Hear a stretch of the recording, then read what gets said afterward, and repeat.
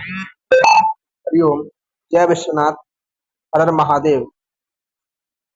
प्रिय विद्यार्थियों एवं वशिष्ठ जनों, हर दिन की भांति आज भी हम एनसीईआरटी कक्षा 7 हमारे अतीत नामक पुस्तक के अंतर्गत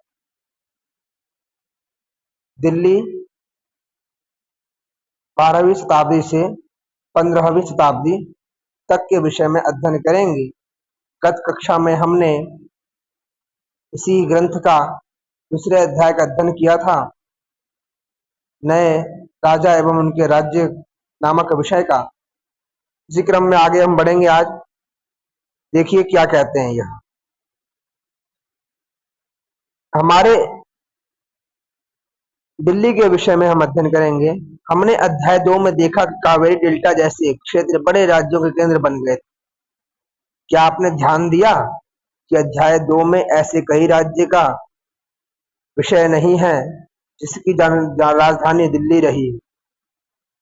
इसकी वजह यह है कि दिल्ली महत्वपूर्ण शहर 12वीं शताब्दी में ही बना है। ठीक है, तालिका 1 पर यदि अपना ध्यान डालेंगे आप, पहले पहल तोमर राजपूतों के काल में दिल्ली की किस साम्राज्य की राजधानी बनी? 12वीं सदी के मध्य में तोमरों को अजमेर के चौहानों, जिन्हें चाहमान नाम से भी जाना जाता है, चौहानों ने परास्त किया। तोमरों और चौहानों के राज्यकाल में ही दिल्ली वाणिज्य का एक महत्वपूर्ण केंद्र बन गया। इस शहर में हमारे बहुत सारे समृद्धिशाली जैन व्यापारी रहते थे, जिन्होंने अनेक मंदिरों का निर्माण कराया। यहाँ पर दहलीवाल कहे जाने वाले सिक्के भी ढाले जाते थे, जो काफी प्रचलन में थे। दहलीवाल। आइए देखते हैं तालिका 1 में। इस प्रकार से फिरोजाबाद, फिरोज शाह कोटला यमुना नदी का पुराना मार्ग है। हौज खास, सीरी, जहां पनाह, देहली ए कुहना, कुतुब मीनार, हौज ए सुल्तानी, तुगलकाबाद, आदिलाबाद। 13वीं सदी के आरंभ में दिल्ली सल्तनत की स्थापना हुई थी और इसके साथ दिल्ली एक ऐसी राजधानी में बदल गई जिसका नियंत्रण इस उपमहाद्वीप के बड़े क्षेत्र पर फैला था। यदि आप तालिका 1 पर ध्यान दे लेंगे और उन 5 वंशों की पहचान कीजिए जिनसे मिलकर दिल्ली की सल्तनत बनी। तो जिस इलाके को हम आज दिल्ली के नाम से जानते हैं, वहां इन सुल्तानों ने अनेक नगर बसाए। मानचित्र को एक देख करके देहली ए कुन्ना, सीरी और जहां पनाह को पहचानिए। तो देख रहे हैं आप, देहली ए कुन्ना, सीरी और जहां पनाह, यह स्थान है। ये नगर बसाए गए। आइए देखते हैं तालिका 1 में कुछ शासक थे दिल्ली के, जिनका यह कालखंड बताया गया है। सबसे पहले राजपूत वंश में तोमर आए, जो 12वीं शताब्दी के समय, इसका समय है 1165 तक। 1165 तक में सबसे पहले आए अनंगपाल। अनंगपाल जो 1130 से लेकर के 1145 तक इनका शासक रहे। उसके पश्चात 1165 से 1192 तक चौहानों का दबदबा रहा, इसमें पृथ्वीराज चौहान 1175 से 1192 तक उनका शासन चलता रहा। इसके पश्चात प्रारंभिक तुर्की शासक आए। तुर्की शासक जो 1206 से लेकर के 1290 तक, लगभग 86 वर्ष तक उन्होंने राज किया। इसमें कुतुबउद्दीन ऐबक, जिन्होंने 1206 से लेकर 1210 तक किया। शमसुद्दीन इल्तुतमिश, जिन्होंने 1210 से लेकर 1236 तक किया। रजिया 1236 से लेकर 1240 तक, और गयासुद्दीन बलबन 1266 से 1287 तक। प्रिय विद्यार्थियों, यदि आप इसको एक ट्रिक से याद करना चाहें तो कर सकते हैं। इसमें प्रारंभिक तुर्की शासक के विषय में बताया जा सकता है। कुश कुश रगया, कुश रगया, कुश रगया, कुश रगया। तो आप देखेंगे कुश रगया, तो कु से हो जाए कुतुब उद्दीन ऐबक, श शमसुद्दीन इल्तुतमिश, और कु श र गया, र से रजिया, और गया से गयासुद्दीन बलबन। कुश रगया, कुश रगया। ठीक है, इस प्रकार से आप इसको समझ सकते हैं। तो ये इसका कालखंड 1206 से 1210 तक, 1210 से 1236 तक, 1236 से 1240 तक, और 1266 से 1287 तक। उसके बाद आ गए खलजी वंश। खलजी वंश के जो शासक थे वो 1290 से लेकर 1330 तक रहे। इन्होंने लगभग 30 साल तक अपना शासन चलाया, जिसमें जलालुद्दीन खलजी थे और अलाउद्दीन खलजी। जलाउद्दीन एवं अलाउद्दीन, अलाउद्दीन एवं जलालुद्दीन। जलालुद्दीन का जो कालखंड था 1290 से 1296 तक, 6 वर्ष तक, एवं अलाउद्दीन का 1296 से 1316 तक रहा। उसके पश्चात तुगलक वंश आया। तुगलक वंश में गयासुद्दीन तुगलक, मोहम्मद तुगलक और फिरोज शाह तुगलक। इसको आप याद कर सकते हैं गमुफी। गमुफी से ग से गयासुद्दीन बलबन, मुंह से मोहम्मद तुगलक, एवं फी से फिरोज शाह तुगलक। इसका कालखंड 1230 से लेकर 1414 तक चला। 1320 से 1324 तक रहा गयासुद्दीन तुगलक का, 1324 से 1351 तक रहा मोहम्मद तुगलक का, और 1351 से 1388 तक रहा फिरोज शाह तुगलक का। इसके पश्चात 1414 से लेकर के 1451 तक सैयद वंश आया। इसमें खिज्र खान थे, जो 1414 से लेकर के 1421 तक रहे। इसका लोधी वंश आया, बहलोल लोधी। इन्होंने 1451 से 1526 तक राज किया। इसके पहले शासक थे बहलोल लोधी, 1451 से 1489 तक। आइए आगे अध्ययन करते हैं सुल्तानों के अधीन दिल्ली। इतिहास, तारीख, एक वचन और तवारीख क्या है? बहुवचन शब्द है, जो सुल्तानों के शासनकाल में प्रशासन की भाषा फारसी में लिखे गए थे। तवारीख या तारीख फारसी भाषा में। तवारीख के लेखक सचिव, प्रशासक, कवि और दरबारियों जैसे सुशिक्षित व्यक्ति होते थे, जो घटनाओं का वर्णन भी करते थे और शासकों को प्रशासन संबंधी सलाह भी मशवरा भी देते थे। वह न्याय संगत शासन के महत्व पर बल देते थे। देखिए आगे क्या हुआ। न्याय चक्र ध्यातव्य विषय है। 13वीं सदी के इतिहासकार, जिसका नाम था फख-ए-बुद्दीर, फख-ए-बुद्दीर ने लिखा था 13वीं सदी में। देखिए यहाँ पर कौन आया था? 13वीं सदी में आपके आए थे यहाँ पर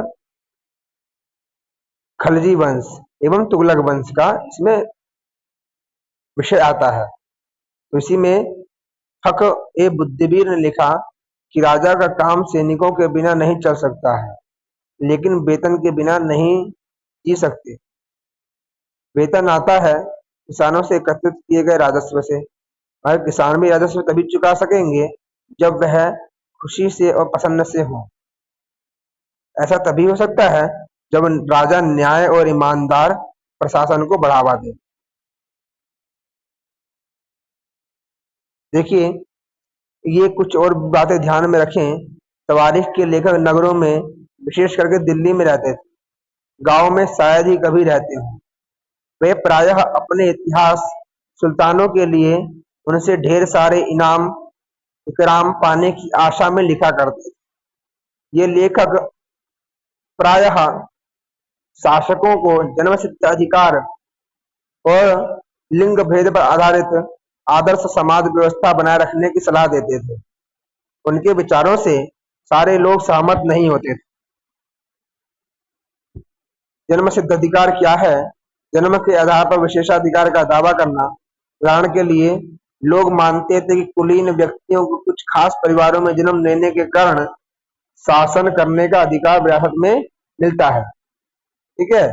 और लिंग भेद क्या है?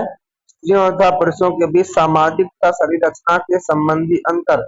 आमतौर पर यह तर्क दिया जाता था कि ऐसे अंतर के कारण पुरुष स्त्रियों की तुलना में श्रेष्ठ होते हैं।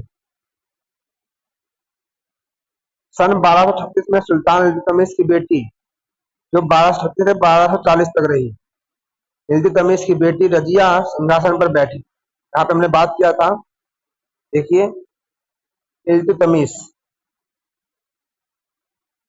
यह शमसुद्दीन इल्तुतमिश, उसकी बेटी बनी उसके बाद 1236। ठीक है।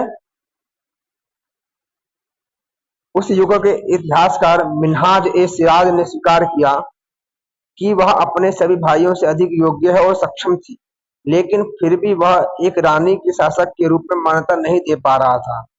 दरबारी जन भी उसके स्वतंत्र रूप से शासन करने के प्रयासों से प्रसन्न नहीं थे। सन 1240 में उसे सिंहासन से हटा दिया गया। रजिया के विषय में मिन्हाज के विचार। अन्य महत्वपूर्ण भारतीय शासिकाओं ने क्या किया? मिन्हाज सिराज का सोचना था कि ईश्वर ने जो आदर्श समाज व्यवस्था बनाई है, उसके अनुसार स्त्रियों को पुरुषों के अधीन होना चाहिए। ठीक है। और रानी का शासन इस व्यवस्था के विरुद्ध हो जाता था।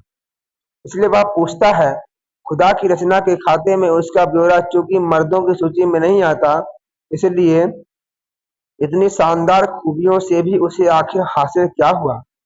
रजिया ने अपने अभिलेखों और सिक्कों पर अंकित करवाया था कि वह सुल्तान इल्तुतमिश की बेटी थी। आधुनिक आंध्र प्रदेश के वारंगल क्षेत्र में किसी समय काकतीय वंश का राज्य था। उस वंश की रानी रुद्रम्मा देवी, जो 1262 से लेकर 1289 के बीच के व्यवहार से रजिया का व्यवहार बिल्कुल विपरीत था। रुद्रम्मा देवी ने अपने अभिलेखों में अपना नाम पुरुषों जैसा लिखवाकर अपने पुरुष होने का भ्रम पैदा किया था। एक और महिला शासक थी, कश्मीर की रानी विद्या। आंध्र प्रदेश के काकतीय वंश की जो राज्य थे, वहां की जो रुद्रम्मा देवी थी, उन्होंने अपना नाम किसमें लिखवाया था? पुरुषों के नाम में। और उसी तरह कश्मीर की रानी विद्या थी, जो 980 से लेकर 1003 तक उनका राज्य था। उनका नाम दीदी, बड़ी बहन से निकला है।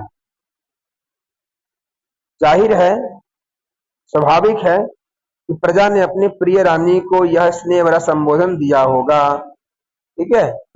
आइए आगे आपको बताते हैं, खलजी और तुगलक वंश के अंतर्गत प्रशासन नजदीक से एक नजर देख।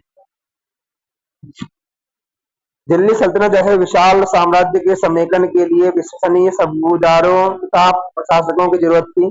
दिल्ली के आरंभिक सुल्तान, विशेष करके इल्तुतमिश, सामंतों और जमींदारों के स्थान पर अपने विशेष गुलामों को सूबेदार नियुक्त करना अधिक पसंद करते थे। इन गुलामों को फारसी में बंदगाह कहा जाता है। इनको, जैसे जो इसे इल्तुतमिश के सामंतों और जमींदारों के स्थान पर अपने गुलामों को सूबेदार नियुक्त करना अधिक पसंद करते, जो आरंभिक सुल्तान थे। ठीक है। आरंभिक सुल्तान था, इन्हें सैनिक सेवा के लिए खरीदा जाता था। उन्हें राज्य के कुछ महत्वपूर्ण राजनीतिक पदों पर काम करने के लिए बड़ी सावधानी से प्रशिक्षित किया जाता था, क्योंकि पूरी तरह से अपने मालिक पर निर्भर होते थे, इसलिए सुल्तान में विश्वास रखे उन पर निर्भर हो सकते थे। देखिए, बेटों से बढ़कर गुलाम। सुल्तानों की सलाह दी जाती थी, जिस गुलाम को हमने पाला पोसा और आगे बढ़ाया, उसकी हमें देखभाल करनी चाहिए, क्योंकि भाग्य अच्छा हो तभी पूरे जीवन में कभी कभी ही योग्य और अनुभवी कोई सेवक मिलता है। बुद्धिमानों का कहना है कि योग्य और अनुभवी गुलाम बेटे से भी बढ़कर होता है। ठीक है। खलजी तथा तुगलक शासक बंदगाह का इस्तेमाल करते रहे। खलजी एवं तुगलक शासक, और साथ ही अपने पर आश्रित निम्न वर्ग के लोगों को भी ऊंचे राजनीतिक पदों पर बैठाते रहे। ऐसे लोगों को सेनापति और सूबेदार जैसे पद दिए जाते थे, लेकिन इससे राजनीतिक अस्थिरता भी पैदा होने लगी। आश्रित माने जो किसी अन्य व्यक्ति के संरक्षण में रहता हो, उस पर निर्भर हो। गुलाम और आश्रित अपने मालिकों और संरक्षकों के प्रति जो व्यवहार रखते थे, मगर उनके उत्तराधिकारियों के प्रति नहीं रखते। सुल्तानों के अपने नौकर होते थे। फलस्वरूप किसी नए शासक के सिंहासन पर बैठते ही प्रायः नए और पुराने सरदारों के बीच टकराहट शुरू हो जाती थी। सुल्तानों द्वारा निचले तबके के लोगों को संरक्षण दिए जाने के कारण उच्च वर्ग के कई लोगों को गहरा धक्का भी लगता था और फारसी तवारीख के लेखकों ने निचले खानदान के लोगों को ऊंचे पदों पर बैठाने के लिए दिल्ली के सुल्तानों की आलोचना भी की है। सुल्तान मोहम्मद तुगलक के अधिकारीजन।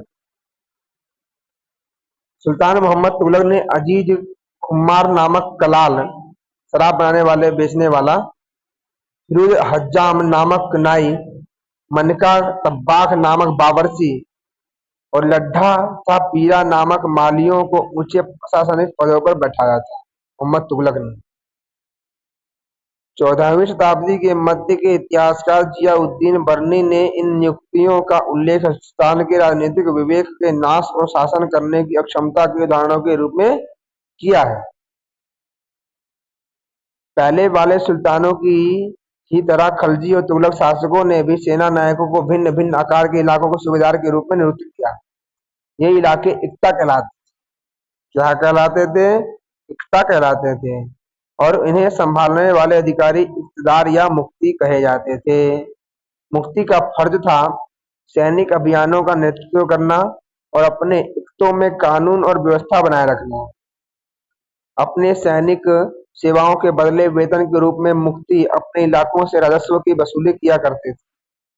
राजस्व के रूप में मिली रकम से ही वे अपने सैनिकों को भी तनख्वाह देते थे। मुफ्ती लोगों पर काबू रखने का सबसे प्रभावी तरीका यह था कि उनका पद वंश परंपरा से न चले और उन्हें कोई भी इक्ता थोड़े थोड़े समय के लिए ही मिले, जिसके बाद उनका स्थानांतरण कर दिया जाए। सुल्तान अलाउद्दीन खलजी और मोहम्मद तुगलक के शासनकाल में नौकरी के इन कठोर नियमों का बड़ी सख्ती से पालन होता था। मुफ्ती जो थे, जो इक्ता भी कहे जाते थे, जिनको इक्तार कहते थे, मुफ्ती जो इक्तार कहे जाते थे, जो इनको संभालते थे अधिकारीगण हैं। मुफ्ती जो लोग थे उनका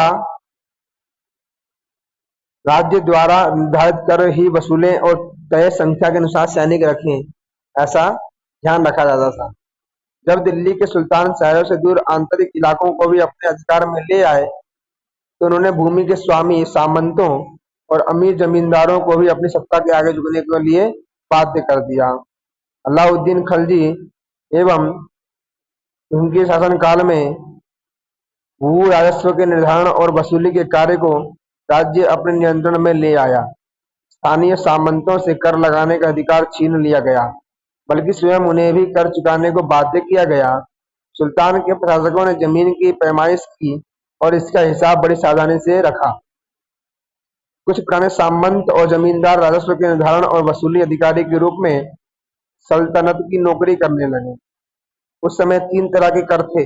पहला कृषि पर, जिसे खराज कहा जाता था और जो किसान की उपज का लगभग 50% होता था, खराज। दूसरा मवेशियों पर, सब ऐसे तीसरा घरों पर। यह याद रखना आवश्यक है कि इस उपमहाद्वीप का काफी बड़ा हिस्सा दिल्ली के सुल्तानों के अधिकार से बाहर ही था। दिल्ली से बंगाल जैसे सुदूर प्रांतों का नियंत्रण कठिन था और दक्षिण भारत की विजय के तुरंत बाद ही वह पूरा क्षेत्र फिर से स्वतंत्र हो गया। यहाँ तक कि गंगा के मैदानी इलाके में भी घने जंगलों वाले ऐसे क्षेत्र थे जिनमें बैठने में सुल्तान की सेना अक्षम थी। घुसने में सुल्तान की सेना अक्षम थी। स्थानीय सरदारों ने इस क्षेत्र में अपना शासन जमा लिया। अलाउद्दीन खलजी और मोहम्मद तुगलक इन नायकों पर जोर जबरदस्ती अपना अधिकार जमा लेते थे, पर वह अधिकार कुछ ही समय तक रह पाता था। लेकिन यह कोई द्रव्य विषय है। इस काल में खराज के अलावा कुछ अन्य कर भी लगाए हुए थे। इसमें था खुम्स, युद्ध में लूटे गए माल पर लगने वाला कर। इस धन का 1/5 सुल्तान का एवं 4/5 सैनिकों का होता था। ज़कात यह एक धार्मिक कर था जो मुस्लिमों की आय का 2.5% या 1.40% भाग था। लोकप्रिय मतों के अनुसार इसका आरंभ पैगंबर के द्वारा किया गया था। इसका खुम्स का और जकात का, खुम्स जकात, इसे सभी मुस्लिमों के लिए अनिवार्य कर दिया गया था। सल्तनत में मुगल काल में व्यापारियों से आयात निर्यात पर 2.5% जकात वसूला जाता था। तीसरा है जजिया। यह गैर मुस्लिमों से लिया जाने वाला कर था जो उन्हें जिम्मी या संरक्षित नागरिक का दर्जा प्रदान करता था। सल्तनत काल में इसकी वसूली खराज के साथ की जाती थी, किंतु फिरोज शाह तुगलक ने जजिया को एक अलग कर के रूप में संग्रहित किया। यह जो स्रोत है यूएनडे 1959 एडमिनिस्ट्रेटिव सिस्टम ऑफ दिल्ली सुल्तनत किताब महल प्रकाशन इलाहाबाद के द्वारा लिया गया है। तो जब वहाँ सरदार लोगों ने वहाँ पर अपना स्थायित्व जमा लिया, तो वहाँ पर जो अलाउद्दीन खिलजी, मोहम्मद तुगलक जो थे, उनके जबरदस्ती करने पर भी, वह प्रयास करने पर निरंतर उस इलाकों पर अपना अधिकार जमा तो लेते थे, अपितु वह कुछ ही समय तक रह पाता था। सरदार और उसकी किलेबंदी। अफ्रीकी देश मोरक्को से 14वीं सदी में भारत आए यात्री इब्न बतूता ने बतलाया कि सरदार कभी कभी चट्टानी उबड़ खाबड़ पहाड़ी इलाकों में किले बनाकर रहते थे और कभी कभी बांस के झुरमुटों में। भारत में बांस पोला नहीं होता, यह बहुत बड़ा होता है। इसके अलग अलग हिस्से आपस में एक दूसरे से गुथे हुए होते हैं कि उन पर आग का भी कोई असर नहीं होता और वे कुल मिलाकर बहुत ही मजबूत होते हैं। सरदार इन जंगलों में रहते थे जो इनके लिए किले की प्राचीर का काम करते देते थे। इस दीवार के घेरे में ही उनके मवेशी और फसल रहते हैं।